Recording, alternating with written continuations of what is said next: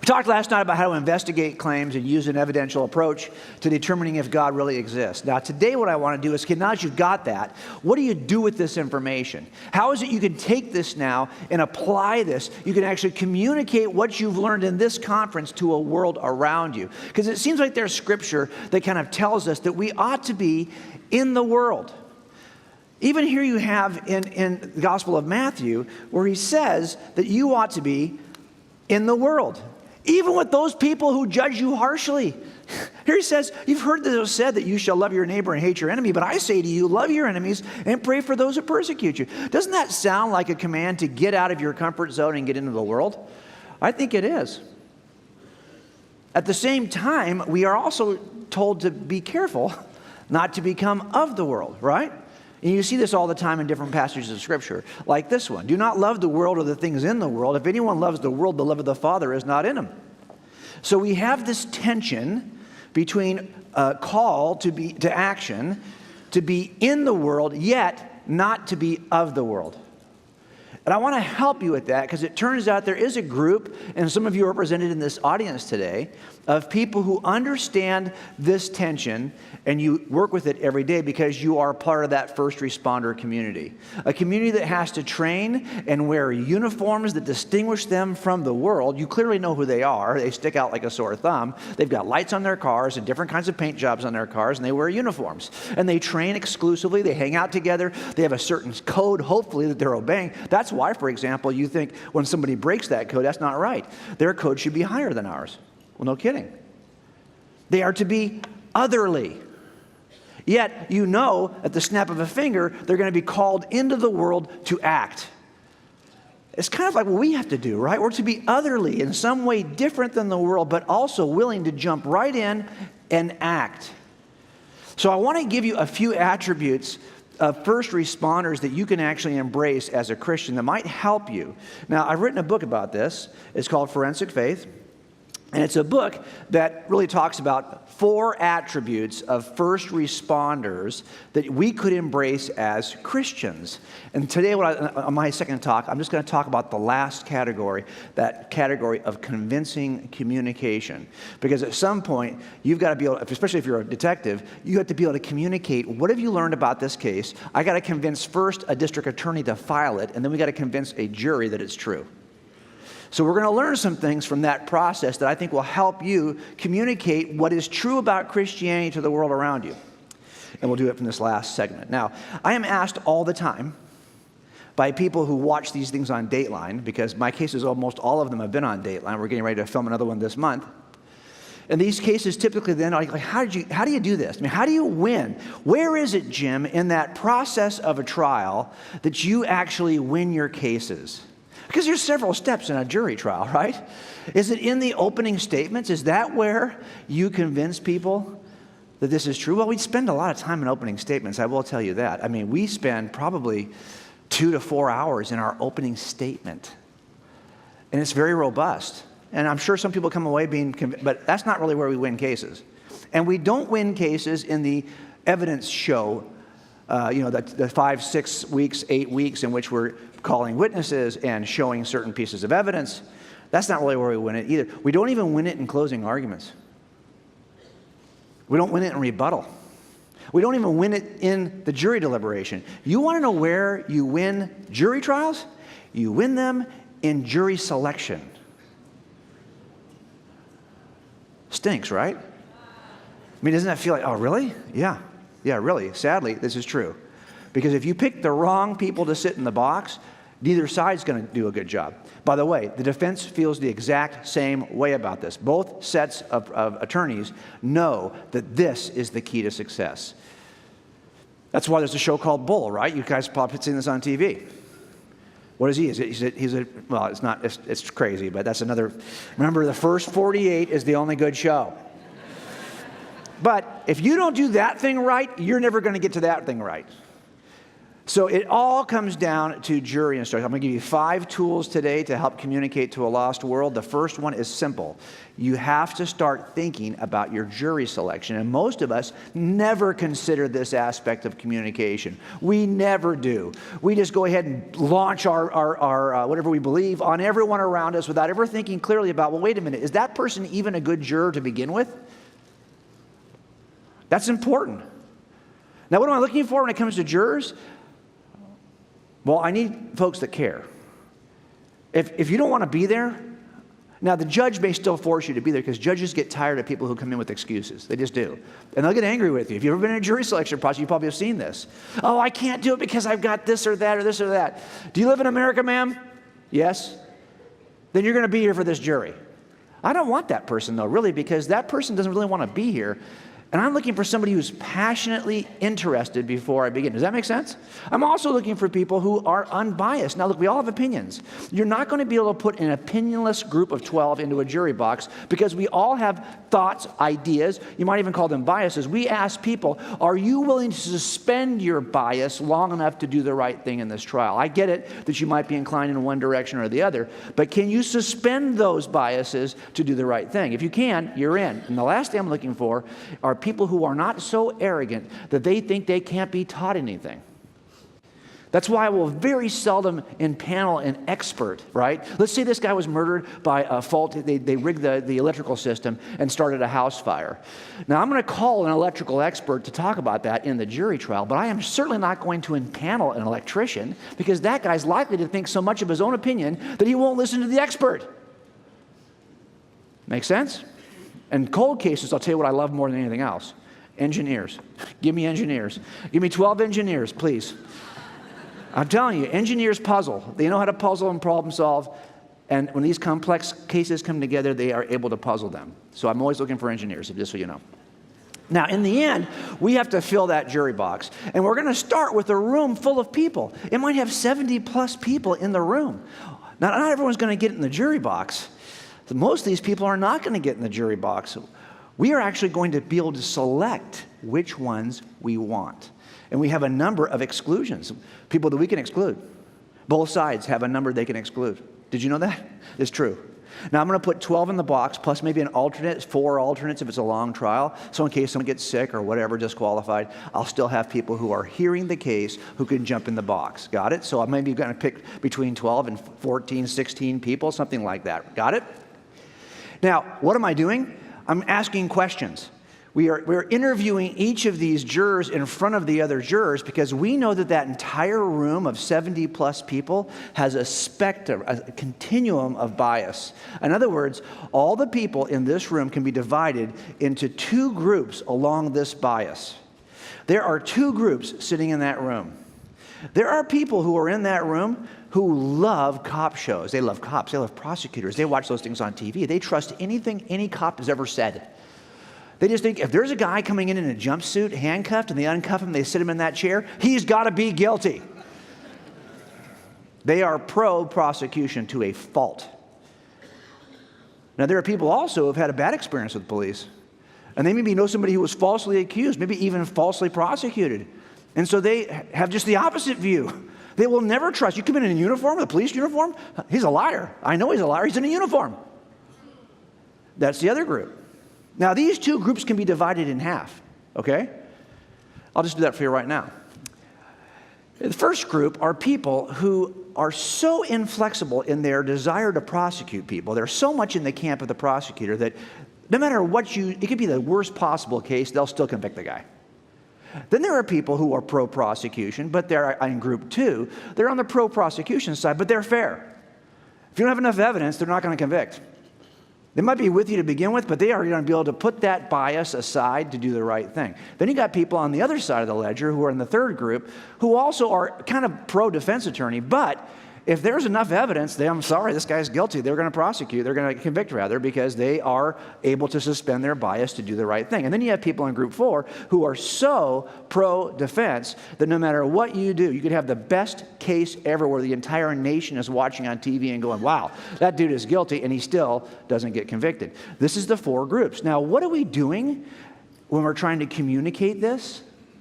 We are trying to communicate, we're trying to get the jurors that are in groups 2 and 3. We're trying to eliminate groups 1 and 4. Make sense? No defense attorney wants some knucklehead in 1 who's so pro-cop he won't do the right thing. And no prosecutor wants someone in group 4, 1 I'm trying to get rid of, or group 4, because that guy will never agree with you. Don't care how good the case is. But there are people who are closer to the middle, the reasonable middle, who are able to be reasonable and do the right thing in spite of how they came in the room. Make sense? Something similar happens, though, when you and I are sharing what we believe about Jesus with the world around us. It turns out that there's an openness continuum on the part of our hearers. Because there are people in your world right now that you're working with, or you're going to school with, or in your family, you just had them over for the holidays, and they're in one of these 2 groups. I bet you when you sat around your holiday table, you had people who were either believers or who were non-believers. Those 2 groups are in our presence all the time. But these 2 groups can similarly be broken down into 2 subsets. There are people in group 1 who are so committed as their Christian believers, they're so committed that I could get the body of Jesus and put it in front of them, they would say, I don't care. I don't care if you've got evidence that demonstrates that Christianity is false, I'm still in. I like how it works for me. My whole family have always been Christians. I love going to church. I don't care if it's false, I'm still in. There are people like that. You know people like that, right? And there are people in group 2. They're Christians, and they would identify as Christians, but they do have questions. They're like, I would say I'm a Christian, but there's lots of things about this that I don't get and I don't even agree with. And there are people in group 3 who would say, well, I'm not a believer, but I can see the value in it, and there are times when I wonder if it's true. Then you have people in group 4 who are so against what we believe that they're not just atheists, they are anti-theists. And if we're doing, Sean and I get a chance to do, most of our work is with young people, and most of my work is with college students. And I'll be on a college campus at University of Alabama or Ohio State or Rutgers or Pepperdine or, wherever it is, San Jose State. And we'll be there speaking about the case for Christianity. There'll be an atheist group sitting in the back who is live tweeting while you're talking all kinds of profanity. When you get back home, you realize, wow, that's pretty rough. Why do they do that? Because they are in group 4. That's what group 4s do. That is the kind of new atheism we've been talking about for a couple of years now. This idea that any pretense to civility has been removed, okay? And they are going to be aggressive. And by the way, when you hear that, I used to think when I first started, that's kind of rough. Then I realized, not really. That's what group 4s do. What do I expect? Once you start to expect group 4 behavior from group 4, you're over it, and you're able to move on. Don't take it to heart. That's what group 4s do. Now, again, the same way we're trying to select out group 1s and group 2s, I know when I'm speaking about Jesus to the people around me, only 3 of these 4 groups are willing to pay attention to me. Group 4s are not. As soon as you start, as a Christian, this guy's a liar from the get-go, he's not going to listen to me. Only 3, this is what I call the 3-quarter principle, only 3 of the 4 groups are paying attention. So what I've started to do is to develop strategies for each group. But it means I have to know enough about the people you're talking to know which group they fall into. Because it'll change the way you start dealing with people. Now you might think, for example, that there's no reason to talk about the evidence for Christianity with people in group 1. They already get it. As a matter of fact, I've had these conversations where people will say to me, don't even need to go there. Okay, I don't even care what the evidence is, to be honest. I've been a Christian my whole life. I'm in. Save that for somebody who doesn't believe this is true. Really? So you think, because you're so committed to this worldview, that you don't need to learn what the evidence is for this worldview? Really? That might work fine for you. Do you have kids? High schoolers, junior hires? College students? If I ask somebody to raise a hand in this room because they've got someone in their immediate family who in their high school or college age just walked away from the faith, you would see many, I won't even embarrass you to do it. We all have someone like that. Those kids are in group 2. And you, in group 1, need to know how to answer their questions. Because guess what? They're not reading my book or Sean's book or Lee's books. Now, we will buy them for our kids. I have this happen all the time. Would you please sign this book for me? My daughter, she's 24. She's walked away from the church many years ago. And I just think if she read this book, she would really? I'll be happy to sign the book for you. But she is not going to read it. Because I'll bet you years ago, she had that question and she asked you. And there was the moment of impact. Either you have an answer or you don't. And the minute they realize you are here but have no reason to be here, they are not going to stay with us. We have to become the best apologists that our kids will ever know. Are we clear on that? That's why group ones need to hear the case. Of course, twos and threes, those are the funnest people to work with. These are people who want to know, is this true? And if you help them, they can make movement here. This is great, right? But then you have group fours. Oh my gosh, what do you do with group fours? You saw a picture of my dad last night. My dad is a very committed group four. I wasn't raised in a Christian setting. I didn't even know any Christians. The first time I walked into an evangelical church was when I first walked into church with my wife at the age of 35. I thought it was crazy. All this worship stuff. What a show is that? Come on, that's church? That's what I thought. I couldn't believe it. But the pastor was clever enough to throw Jesus in a way that I could catch him. He just described that day, amongst other things he just said, Jesus was the smartest man who ever lived. And I wanted to know if that was true, and that was enough to start me. So what do you do with group fours? I have a strategy for group four. It's the same strategy I've been using with my dad for years. And yes, I do make a case in front of my dad. He was a detective himself. I opened many of his old unsolved murders. But I know that I'm probably not going to be heard. My dad's not listening. He's not. I don't think he's ever watched a single presentation. All of these presentations are online. He's never watched one. But you can do something for fours. You can pray and model Christ for fours. And if you think that, oh, that's kind of like a last resort, no, that's the first move. That is not the last resort. That's the first move. Because it turns out that just like me, it wasn't my own sense of wisdom or intellectual ability that led me to Christ. It's that somebody prayed me out of position 4 into position 3. And once I was prayed into position 3, I was interested. I thought I was losing my mind. I said, why am I interested?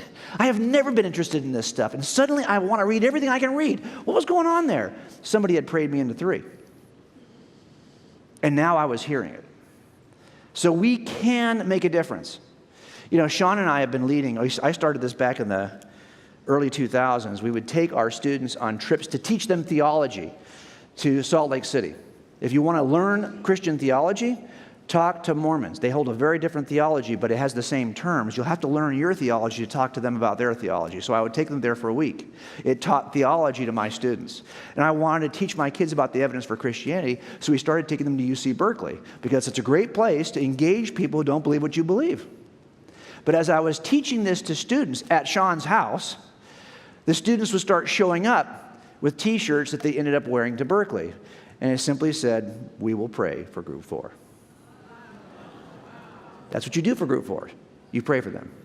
Let me give you another tip. Second thing. At some point, it's not enough just to pick your jury. We don't just pick juries and throw you in the box. Good luck with this. See you later. No, we instruct jurors. We have an entire list in California of jury instructions for jurors. So when they hear the evidence, they'll be able to make some sense of it. It's not enough just to throw you out there. Now, by the way, do we ever even take time to select our jurors when we're sharing Christ? No, we don't really do that. We don't even evaluate who they are. If they're sitting next to us, they're good enough. I get it. I get it. That's good too. I think we should do that, okay? But it is helpful then when you get a response from the people you haven't selected to know why you're getting that response. What group are they in? But I also want to take some time to instruct jurors. And there are some simple juror instructions that I think would help us make the case for Christianity.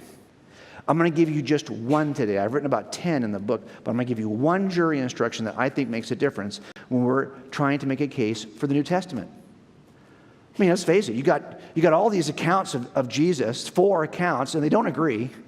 In many places, they don't agree. You know that, right?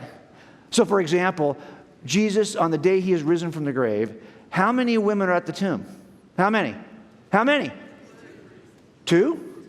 3? Depends on the account. How many angels are waiting for those women? 1 or 2? It depends on the account. We got a sign on the cross of Jesus when he's executed. There are 4 accounts describing this sign. None of them agree with each other. Really? And you want me to take that seriously? Yeah, I do, because I have a simple jury instruction for you. It's this. Witnesses never agree. Ever agree. And the order in which they testify will sometimes show you why they don't agree. And if you've ever done cases like mine, you know they don't agree. Do you realize I have one instruction for dispatchers when they call me out in the middle of the night for some murder that's on some street corner? I have a couple questions, but only one issue I care about.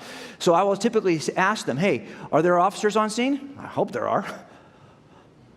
Do me one favor before I get there. Have those officers separate the eyewitnesses.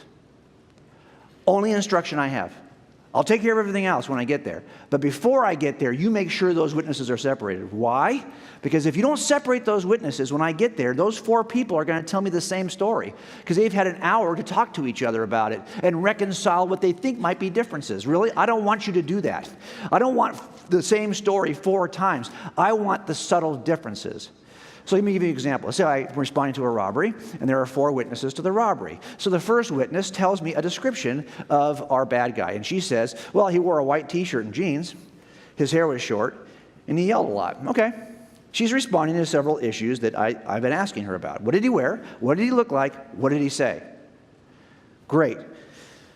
Now, I've separated these witnesses, so that's good. They haven't been able to hear each other. Here comes the second witness. They're going to tell me something, answering the same 3 questions, but it is slightly different. He says he wore a T-shirt and jeans, fine. His hair was blonde, and that's something different. And he demanded money. I'm getting some detail I didn't have before. It still sounds like, well, at least you know this. He's still responding to the same 3 questions. Agreed? Now here comes the next one. He says, well, he wore a short-sleeve shirt and jeans. That's about the same. Oh, he was white. No one said he was white before. So now he's white. And he screamed at the clerk. That's about the same. He yelled. Again, he is responding to the same 3 questions. But do you see the slight variations between the accounts? This is every case I've ever worked. If I thought that the accounts were all identical, I'd say something's up. Do you think that the skeptics about Christianity would say, well, yeah, if every gospel was word for word the same, they go, nah, someone's been lying. You can't please these people. They should be slightly different because that's what reliable eyewitness accounts sound like. It all depends on perspective. Now look, if in the end, there's a guy standing over here, see him? If I don't catch that guy, like I don't realize that that's another witness, and I missed that, and he's been listening to the testimony of the other 3 eyewitnesses because somehow I missed the fact that he is also a witness, well, now I'm going to have a problem because when I interview him, I'm going to get crazy stuff to happen. Because he's going to come over and say, okay, I saw something too. You know, he's a regular customer, that guy. And you know, after it was done, he ran out to a white van. Now, you'll notice that he is not answering the same 3 questions the first 3 did. Why? As a matter of fact, his categories are very different. His categories are basically who he was and what did he drive. Why is this guy's categories different than the first 3? Well, because he had a chance to listen to what the first 3 said, and now he thinks it's his job to come in and fill in the details that we're missing. I had to tell this guy, no, back up. Pretend like you didn't hear what they said to me. Let's start at the beginning, try to answer the same 3 questions. Because if you don't do that, you will get very different answers from your 4th witness if he has been listening and he talks to you last. Got it? Now, why does that help us? Because something very similar happens in Scripture. You have a record, an eyewitness record related to the Last Supper. Okay, fine. So Mark says, as they were reclining at the table and eating, Jesus said, truly I say to you that one of you will betray me. Great. He's answering 2 questions. Where were they and what did Jesus say? I get that. Here comes the next witness about a contemporary. Let's go to Luke. Luke, by the way, uses Mark as his source for almost all of his gospel. He was a friend of Mark. He knew Mark from the book of Acts, right? They were together on the journeys of Paul. They knew each other. They could talk to each other. He says, as they were eating, he said, Jesus, truly I say to you that one of you will betray me. A slightly different way of saying it, though. Of course, don't forget, Luke is also talking to all the other apostles during this time to get this record. But he is at least answering the same 2 questions. So now we go to the next one, Matthew. Matthew says, but behold, this is Jesus speaking, the hand of the one betraying me is with mine at the table. Now you could actually argue, this is too different. Why wouldn't they all agree? Why is this sentence, for example, not represented in any other gospel? Because this is what eyewitnesses do, you knucklehead. This is why I first read this and go, wow, that's within the range I would expect if it was true. Now, meanwhile, again, of course, he is answering the same two questions. And you see in the background this knucklehead right here, right? That's my fourth witness who's been hearing what the first three witnesses had to say. And in walks this guy. He's called John. And now John offers me something weird. He says, there was reclining on Jesus' bosom one of his disciples whom Jesus loved. Where is that coming from? No one else says that. So when he had dipped the morsel, he took it and gave it to Judas, the son of Simon Iscariot. After the morsel, Satan entered into him. What? Who said? No one's mentioned that before. Therefore, Jesus said to him, what you do quickly. Now, why is this? He's not even answering questions that the first three tried to offer answers to. He is answering entirely different questions. And why? Because this is the last gospel that was delivered to us. And clearly, John knew what the other three had to say. And his intention was to fill in the gaps, to offer explanations that might not have been offered by the first three. This does not mean we disqualify John. This means we go, okay, that's what I would expect if those were reliable eyewitnesses. They never agree, and the order determines why they don't agree. Does that make sense? Jury instructions matter. That's why for a lot of us who are investigators who have looked at this, we're going, yeah, this is about right. And a lot of people who don't understand how witnesses work will go, I can't believe that. Jury instructions. Help your friends, help your family members know what reliable eyewitnesses sound like. Okay, let me give you another principle. You know, we pick a jury, we instruct the jury, then at some point we have to make an opening statement. Right? Jury selection, opening statement, evidence presentation, closing argument, rebuttal, jury deliberation. That's how this works. Now, I've been working with one man for most of my career. Of all the attorneys I work with, this is my best friend really in life, and he's the best attorney I've ever worked with. His name is John Lewin. We're constantly on the phone to each other. And people in the press have described him as very energetic. Oh my gosh, people say that he's passionate. He gets all the accolades, right? He's fearless. He's enthusiastic. Okay, I know John personally. Okay, he's none of those things. All right. Look at this guy. Look at that. Look at his face. This is the case in which our suspect strangled our victim. So he's just going through the motions for the jury. Okay, you know what he really is? It might look like he's those things, but really what he is prepared. Because there is a relationship between your level of preparation and how enthusiastic you are about giving any case. You know this because all of us have attended school, right? And you know what happens at school. You're there in your semester, and at some point your teacher says, there's going to be a test on Friday. And then sure enough, on the day of the test, by the way, we all hate that, right? And so all week long, we're kind of fretting that thing. And then we get to the class on test day, and there is some idiot there who's so excited that today is test day that you just want to choke him, right? Because you think, who in the world gets energized and well, you know. Now, look, you're not in this group. I bet if you're like me, you're in the other group, the rest of us, who are not so excited about this. We're just normal people. But you know the reason why he's excited, right? He's excited because he's ready. He's prepared. Today is the day you're going to find out how much better prepared he is than you. Right? So he can't wait to show you. We're kind of like, not so much. Now, here's my point. If I said to you, okay, the rest of the afternoon we're going to break on this silly conference and we're going to go out on the streets, we'll go downtown Sacramento and we will do street evangelism. We'll find a nice courtyard area someplace toward the downtown, and we will do street evangelism, okay? And all of you will get a chance to contact some stranger and share the gospel with him. Who said that? Raise your hand. There you go. And he's a liar, okay? He's a liar. Right? But I mean, most of us are like, if you had told me that before, I might not have come to this conference. Why are we afraid to do that? It's always that point of first contact, right? It's like, you want me to, it's kind of like this guy. What causes you to be excited in that environment when you're about to share the gospel? It has to do with your degree of preparedness.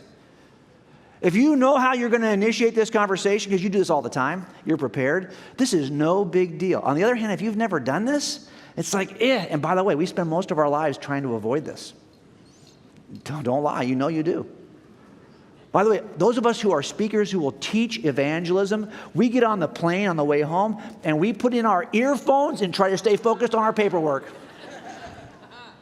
We all do this.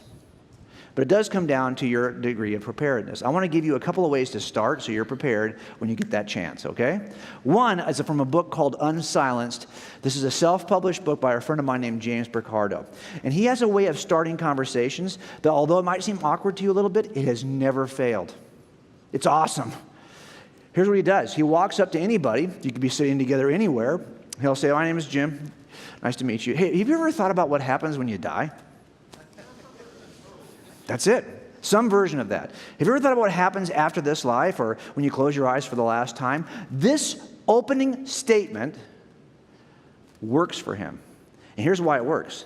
It's diagnostic. If I ask that question, someone's going to say, well, I think you just go back in the dirt. Okay, well, then I guess you don't believe in an afterlife. Or I think you get reincarnated. Okay, I think you believe in a goofy afterlife. But the point is, whatever it is you believe in, you're going to expose that to me just by answering this question. And I'm then going to know how to go next.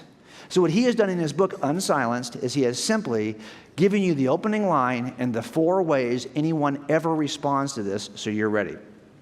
Once you're prepared, it's easy. I have another friend who's got a better way, probably for some of us, because it doesn't require so much maybe knowledge about how you respond to that question. He will walk up and he'll see maybe you've got a watch on or you got something that appears to be designed. And he'll say something like this, everything is designed for a purpose. What is yours? I notice you've got a watch. It's a great design. It's been designed for a purpose. What is your purpose? Because he wants to eventually get to the idea of design because he wants to point you to the designer. Because by the way, if you had never seen one of these and you had no idea what this is, you could figure out what the purpose of this little object is by simply going online and Googling Logitech, because the manufacturer will tell you what it was manufactured for. The surest, quickest way to figure out what something is used for, what is its purpose, is to go to the manufacturer. Same is true for us. He's trying to point people back to the manufacturer. If you do one thing from my talk today, start to think about what your opening statement is going to be. And then just do it over and over and over again, over and over and over again. Next principle. Now we're getting into the actual evidence show of the trial. At some point, you're going to have to present evidence to people, right? Or present a case or just a statement about Christianity to people. I get that. Now, I could give you some tips here, but the one that's I think the most important is simply this one. You have to be somewhat self-effacing to do this well. What I mean by self-effacing is that John is great at making fun of himself. John's the kind of guy who doesn't care about how he looks. He's kind of frumpy, if I'm honest with you. And when he puts on a nice suit, an expensive suit, he will literally get in the car with his jacket on. He drives a Porsche. We get in this little car. I have to take all my stuff off because if you get in a car like that with the jacket on, you're going to come out looking like you slept in it. And he does. All the time. He'll eat with his jacket on. He's got food on his jacket. After lunch, we go back to the jury, and it looks like he'd been sleeping in his suit, and it's got food on it. And I would say, John, you cannot look like that in front of the jury. He says, I'll make fun of it. And he does.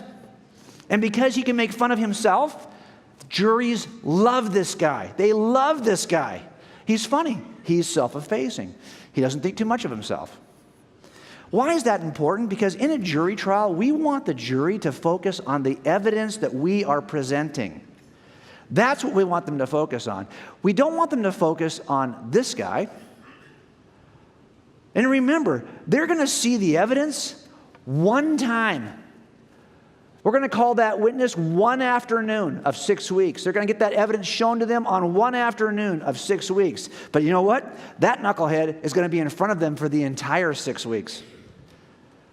Evidence comes and goes, but the guy who's presenting, he's there the whole time. That's why we don't want our jurors to focus on anything other than the evidence. We certainly don't want to focus on the jerk.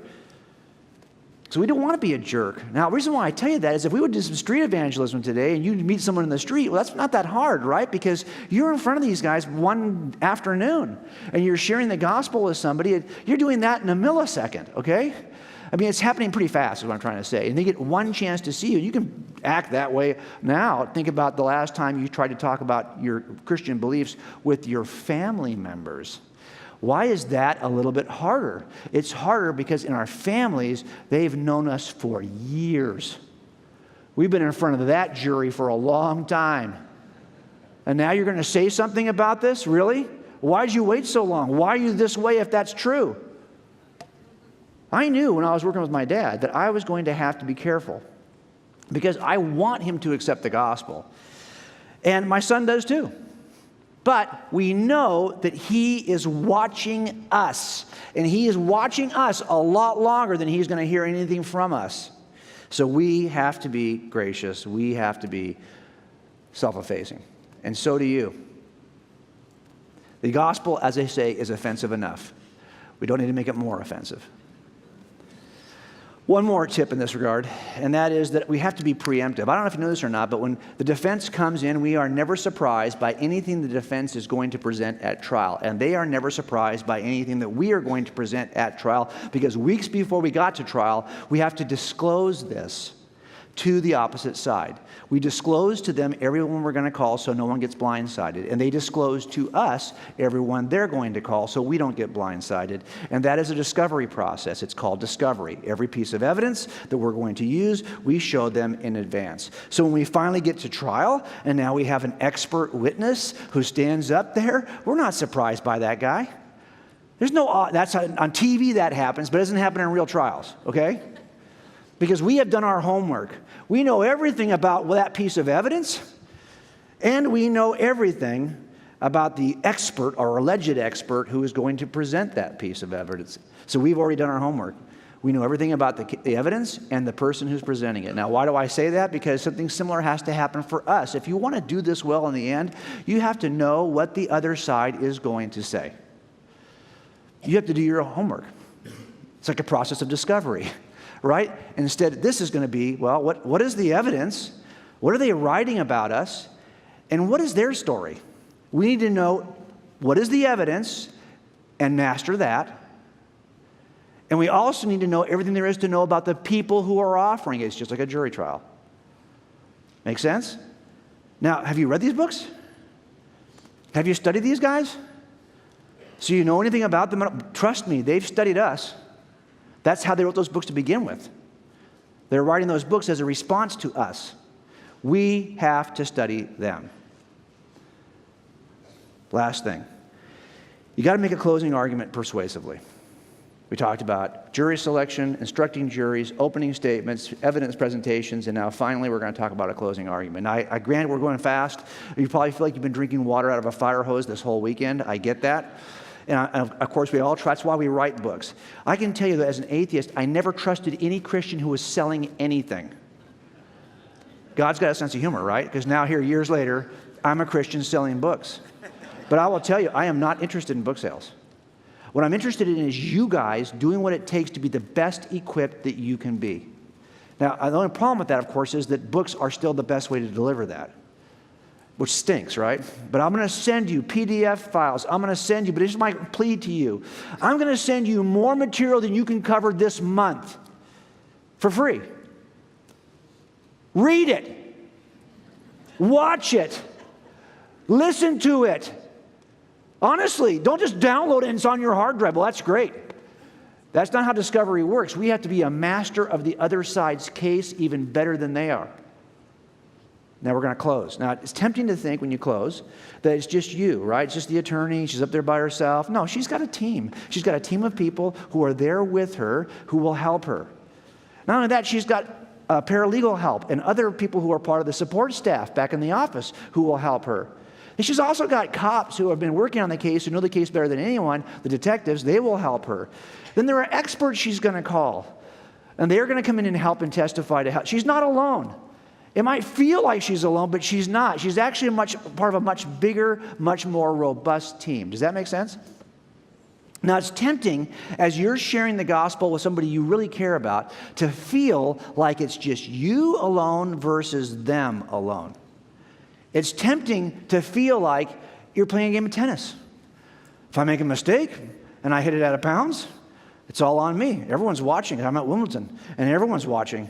And every miscue, every bad volley is my fault. Who else can I blame? I'm by myself on this side of the net. That's not what this is. Evangelism is not a game of tennis. Evangelism is a game of baseball. It has always been a game of baseball. And as soon as we understand that, it'll help you to calm down and do a better job as an evangelist. Here's what I mean. It's tempting to think that every time you share the gospel, you have to hit home runs. If he doesn't say, I believe it, and drop on his knees right here and take Christ as Lord and Savior, you haven't done anything valuable. Don't you feel that way sometimes?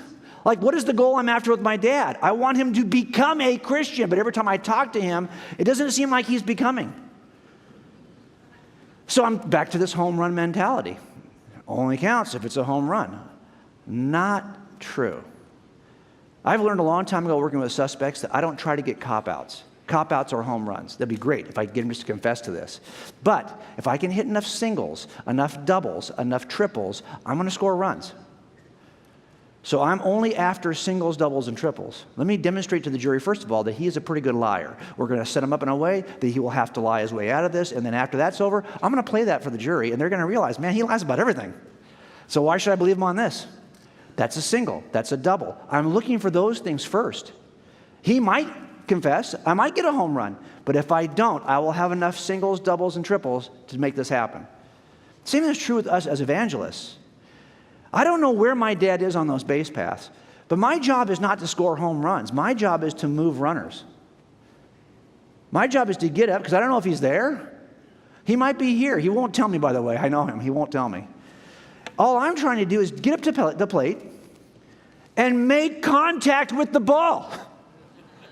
Because I might drive him from first to second. That would be awesome. Now, if that's all you did, you're not even going to know. You're going to come back and go, that was terrible. I spent 2 hours with him and didn't budge. You don't know if he didn't budge. You just don't know where he is on the base path. You might have moved him 2 bases for all you know. You don't know. So calm down. Okay? Did you try? Did you get up? Did you open your mouth? Did you step up to the home plate? Did you swing? Did you try to bunt him? Did you do anything? Did you make contact with the ball? Good enough. That's actually part of what we all do as this team. He's not just talking to me. He's talking to other people too who are sharing the gospel with him. We're all working together as a team to move him around the base path. Now, I also know if by some chance I'm out in the street with somebody and I actually do get someone to give their life to Christ by something I said, calm down. That's not you. Dude's been sitting on third base for years, leaning in. You just bunted him home. Your little crummy contact with the ball, you happen to bunt him home.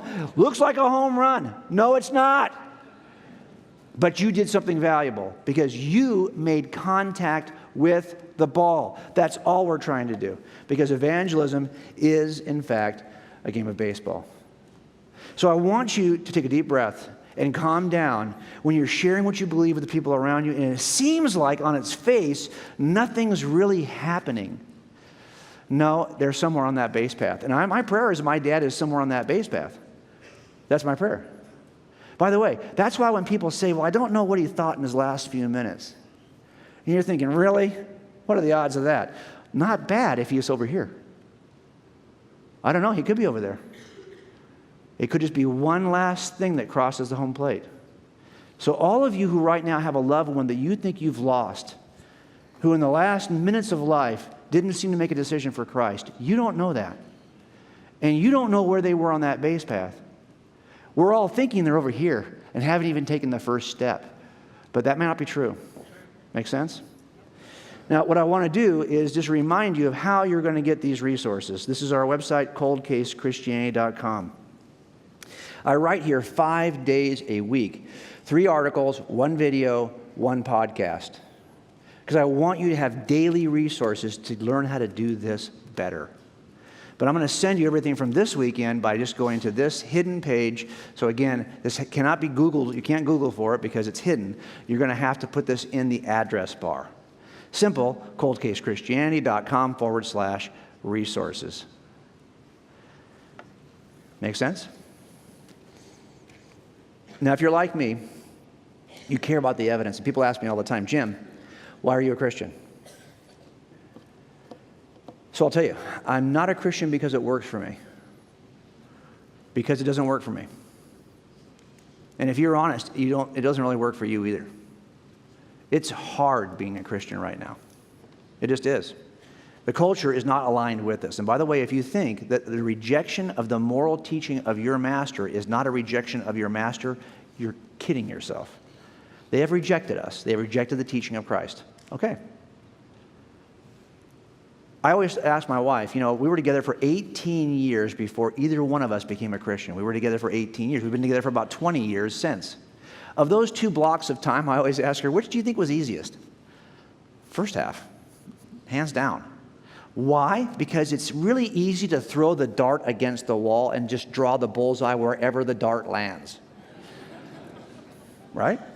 It's much harder when the bullseye is there first. And I'm trying to elevate myself to hit that bullseye. Before, if you ask me, how's your life going? It's going great. How do I know? Just ask me. I'll tell you it's going great. Who was God for me? Me. Jim was Jim's own God. That's a much easier way to live, folks. Why do you think they can call you as a hypocrite so easily? Because you don't even know what their moral standard is. It's inside. It's whatever they do that day. It's what I wanted to do. I have no other moral standard I'm trying to throw the dart at. But you and I have the highest moral standard we can never hit. So we're going to fail every day publicly. They're failing every day privately. Do you see the difference? I'm also not a Christian because I was raised in the church, because I wasn't raised in the church. I'm not a Christian because I was trying to solve a problem. Stop drinking, stop whacking my wife. I wasn't beating my wife. I mean, there's people who I have seen remarkable transformations from violent or alcoholic or drug addict to Christian Christ follower. I've seen that. I wish I had that story sometimes. I just don't have that story. That's not why I'm a Christian. I'm a Christian because it is true. That's it. Whether I like it or not today, whether I even agree today, I'm willing to bend my knee to the truth.